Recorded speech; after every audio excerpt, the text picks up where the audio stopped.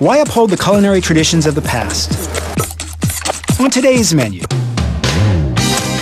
with all the high-tech gadgets available today, there are still some who insist that good food only comes from doing things the old-fashioned way. Around the globe, these skilled artisans are guarding traditions and techniques that could someday be lost. By preserving authentic, more labor-intensive ways of cooking, they are keeping the flavors of the past alive. Fantastic! Resurrecting ancient recipes with Cuisine X. This is the way that tofu was made hundreds of years ago. I don't know if anybody's still doing this. Preserving the legacy of the birthplace of potatoes. Norma has found some 125 different varieties of native potatoes. Liquor from high atop India's celestial tree of everything. Men begin their day with toddy and end their day with toddy, and it hits you right away. Traditional rice paper softened in the morning dew. Tainings's province has been making rice paper since the time of the eldest person's grandfather.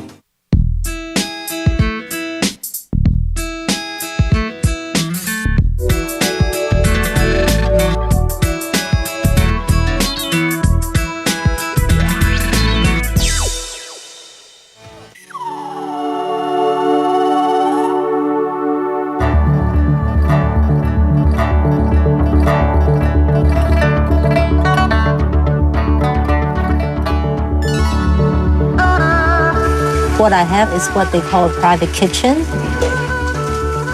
The original private kitchen back in Chinese history is like what I have. A one table inside my house with my own recipes that you can't eat anywhere else.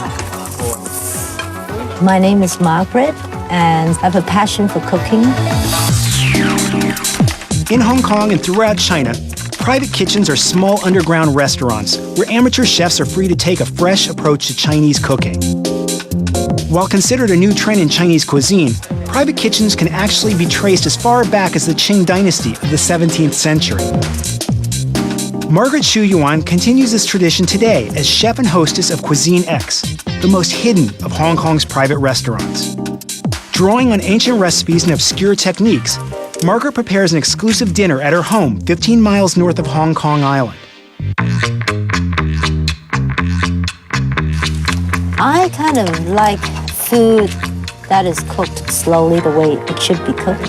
For me, I hate pressure cookers. I hate machines. This is a stone grinder. It's actually an antique one. The only source of recipes or of information I can find for this kind of food is through very old recipes of old villages.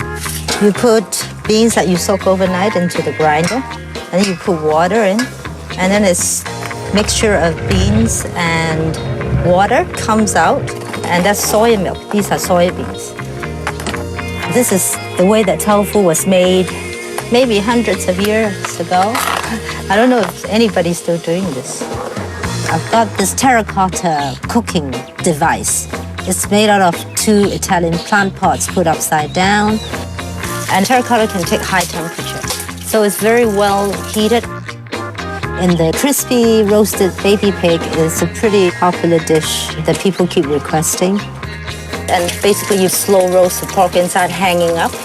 And the good thing about that is all the fat drips down because it stands up. So there's no fat on the skin, it's just crispy. And inside it's juicy. This is the soy milk that came out of the grinder. We put it through a cheese bag and then we strain it, and this is what comes out of it. We're now gonna make tofu. I pour the coagulated soy milk in here, and then to mold it, I have to press out the water, so I have to put a weight on it. So we leave it there for half an hour. I think food deserves a little bit more respect, a little bit more time. The pig is ready for the first step. I've basically slow roasted it, so it's juicy inside, and the skin is dry enough for making crispy. This is my tofu here. I want to see what it looks like now.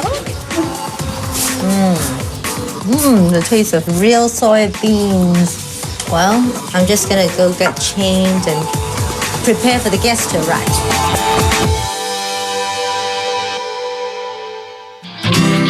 The original private kitchen back in Chinese history was hidden and difficult to find, and that's the way I do it.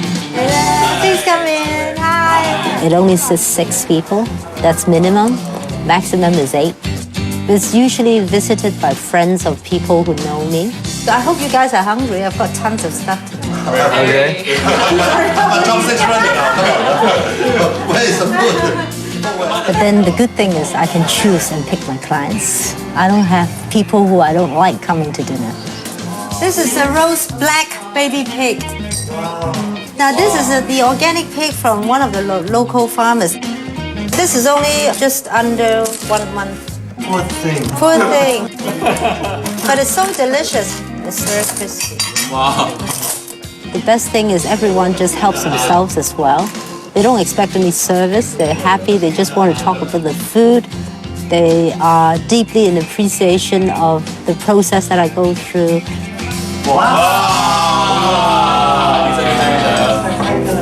The orange under the lobster is the organic rock melon from the local farms. The red is organic watermelon from the local farms. I prefer food that is cooked the way it's meant to be. Jackie, For this one.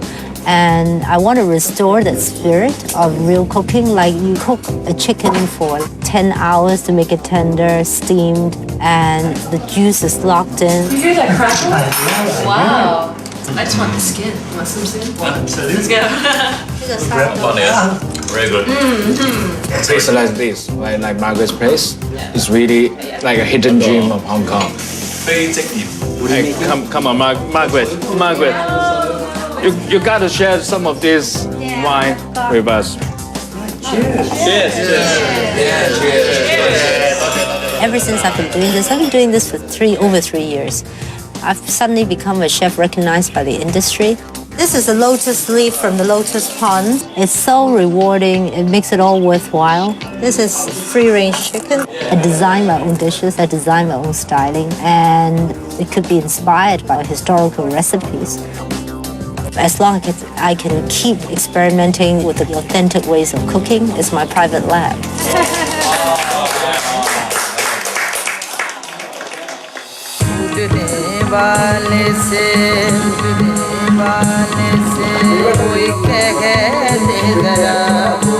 In Kerala, there are toddy shops everywhere. Men begin their day with toddy and end their day with toddy. It's fermented coconut palm sap. I haven't tasted it myself. I'm looking forward to tasting it. It is supposed to be very strong, high alcohol content, and you drink it and it hits you right away. That's what I've heard. My name is Shobha Narayan, and I'm a food writer. I'm trying something today that I've never tried before. Cheers. Along the Malabar coast, in the South Indian region of Kerala, the natives call the coconut palm the Kalparishka, the celestial tree that gives us everything. Ancient records describe the use of coconuts in local cuisine, which may date back as far as the 3rd century BC. Its leaves are used for thatch, its fruits for chutneys, coconut milk, and coconut oil. The sap of the tree becomes coconut toddy, a liquor extracted by local toddy tappers. No one knows for sure how far back the tradition of drinking toddy dates, but it is believed to have been part of the local culture for centuries.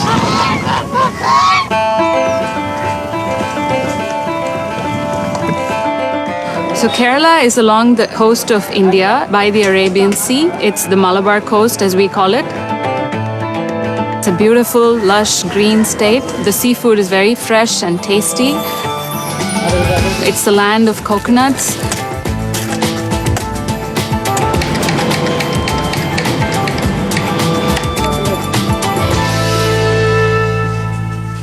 Toddy is ubiquitous in Kerala. This is a typical village toddy shop, and as you can see, they've started business early in the morning. There are men buying liquor. The trick in toddy is timing when you catch the sap.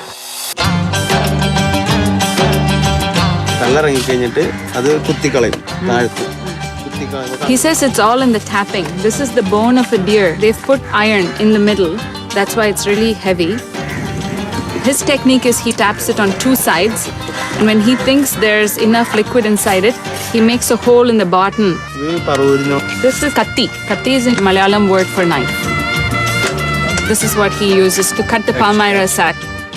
He releases the first liquid and then seals the palmyra with clay from very deep within the earth. This is so it doesn't leak. He says once you put a layer of this, it becomes hard like brick. And then you do nothing to it for 12 days. Only after that, the tree releases the liquor. So that's the second half. It's natural. It's from the tree. It ferments within the sack on the tree. So it's a completely natural process. It's just a gift from the coconut tree.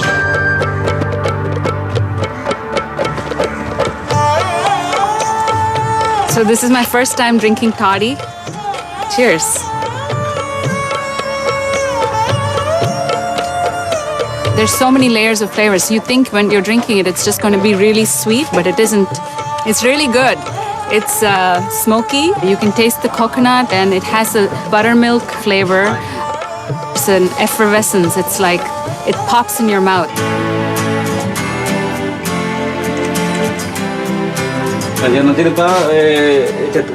He says this coconut sap that we've extracted remains as toddy for just 24 hours. And after that, it peaks, and then you can't sell it as liquor anymore. Then it becomes like really good vinegar. It's immediate gratification. You drink it and you're drunk. Well done. Everybody's envious. Cheers.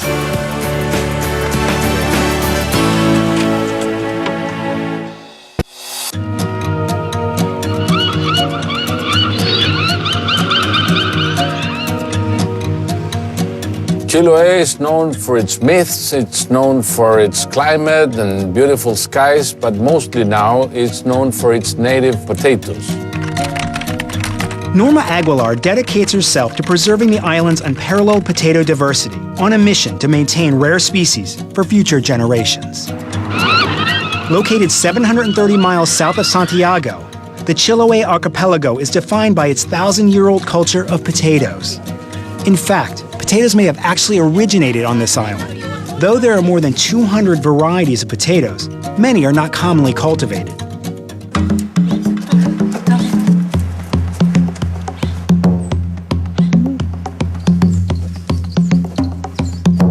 The potato is very central to the Chilean cuisine. Almost every dish in Chile carries a potato with it. Norma Aguilar is known throughout Chile for her passion for native potatoes, and she is called the keeper of potatoes. Entonces ahí igual he recuperado muchas papas porque yo soy fanática. So whenever she hears of a different potato, whenever she finds someone that's carrying a different potato, she wants it. Norma has found some 125 different varieties of native potatoes. So number one is the first one that she inherited from her grandmother. Esta, la dos la encontré en un cementerio. Number two, she found in a cemetery.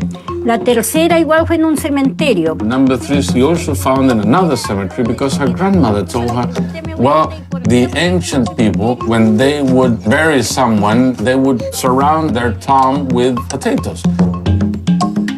Eso quiero yo, que se mantenga la tradición, ese origen nuestro.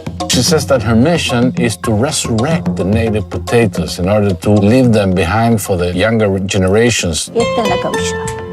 Her grandmother had this very same potato inherited from her grandmother. So she calculates that the first potato of this plant she had must be like 500 years old. Esta papa tiene más o menos un sabor a la frutilla. This potato here tastes almost like strawberries.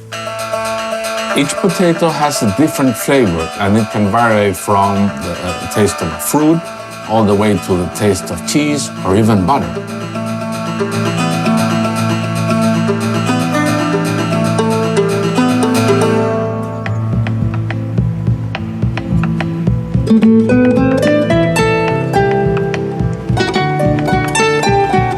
Norma's work with potatoes is very special because it's bringing Chilean gastronomy back to its roots.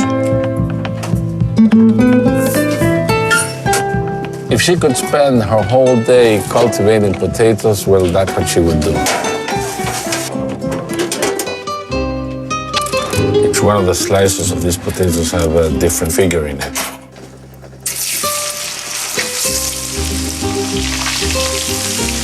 This is a very old stone they have in these families, and it's a volcanic stone. They're shredding the potatoes in order to get all the liquid out of it.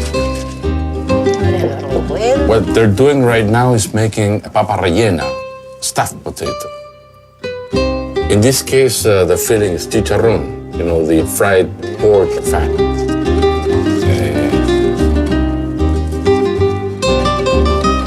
This is what replaces the bread, actually. So it's readily available in the kitchen in Chiloé for the family to pick up, and they eat it every day at once time.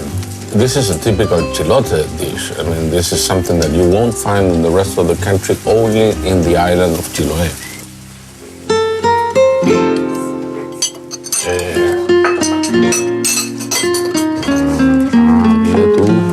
Pásate las papas fritas. Que ellos me iban a enseñar a mí, yo le iba a estar enseñando a ellos, imagínense. What she hopes for is to be remembered as a native potato keeper. And she's very proud because she only reached 4th grade at school. And now she's teaching the kids at the university, and the memory that she will leave behind makes her very proud, and that's what she's after. It has an earthy taste and a flavor that resembles the smell of the forest around here. ¿Me ha quemado la lengua?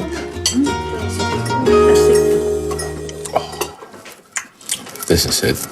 Lo de veras que no me lo puedo, o sea, tengo que pasarlo.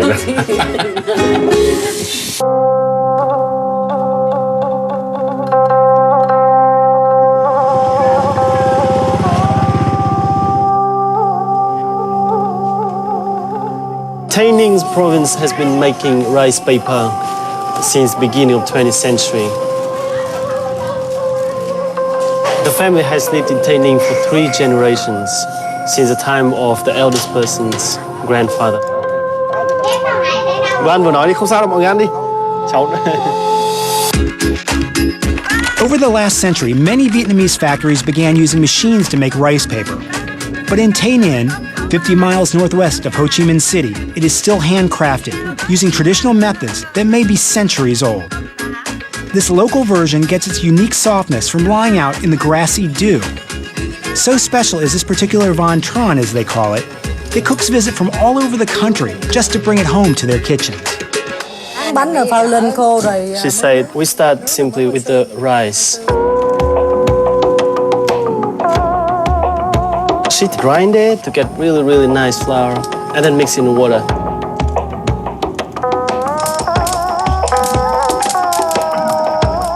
Mrs. Nam, she will use her ladle and pour a nice mixture of rice flour and water on top of the cheesecloth.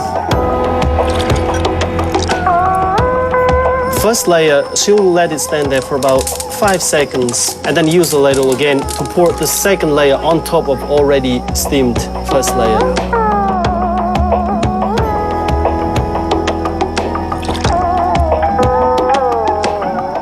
Mrs. Nam gently roll the rice papers on the homemade rolling pin made of bamboo.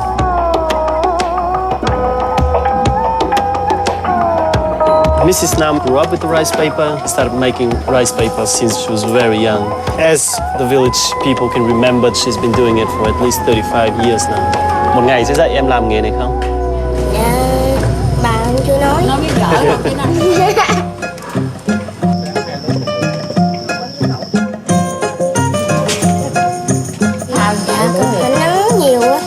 She said that during the really nice sunshine weather, she'll dry it on the sun for about 1 to 2 hours.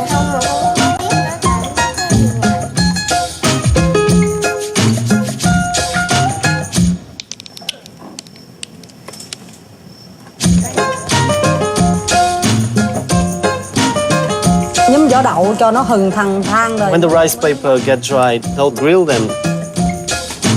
Flipping is quite important because it actually keeps the shape.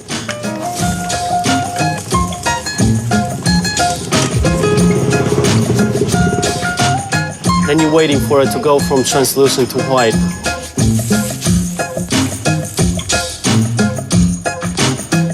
When it's white, it's done.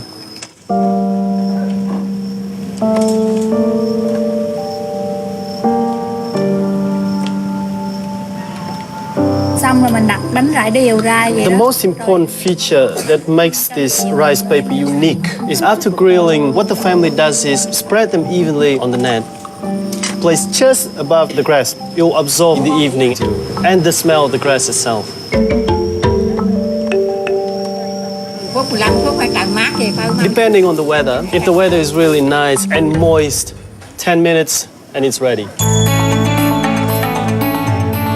This is what a grilled rice paper looks like before it absorbs the humidity. You hear the sound?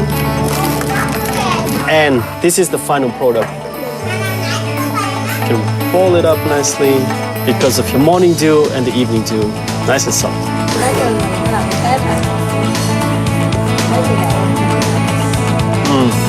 Yummy. I prefer food that is cooked how mom used to cook it. Everything tastes so real. I want to restore that spirit of what I think was lost cuisine. People come from all over the country searching for her potatoes. Norma's work is to resurrect the native potatoes in order to leave them behind for the younger generations.